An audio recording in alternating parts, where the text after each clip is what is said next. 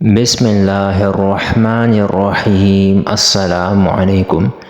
لکھنؤ بازار میں ایک غریب درزی کی دکان تھی جو ہر جنازے کے لیے دکان بند کرتے تھے۔ لوگوں نے کہا کہ اس سے آپ کے کاروبار کا نقصان ہوگا۔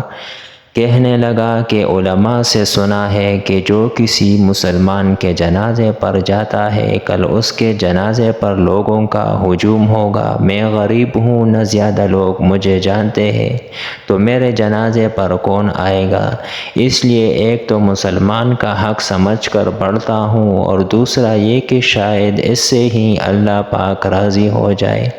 اللہ پاک کی شان دیکھے کہ 1902 میں مولانا عبدالحی لکھنوی صاحب کا انتقال ہوا۔ ریڈیو پر بتلایا گیا، اخبارات میں جنازے کی خبر آ گئی۔ جنازے کے وقت لاکھوں کا مجمع تھا، پھر بھی بہت سے لوگ ان کا جنازہ پڑھنے سے محروم رہ گئے۔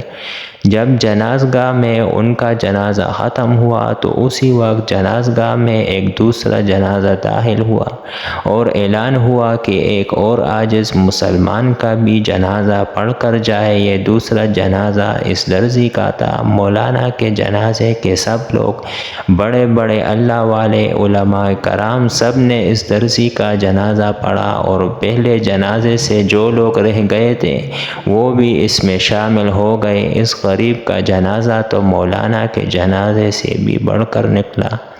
اللہ اکبر۔ کوئی بھی نیک عمل جو رب تعالیٰ کی رضا کے لیے کیا جائے وہ چھوٹا نہیں ہے، خواہ راستے سے پتھر ہٹانا ہی کیوں نہ ہو۔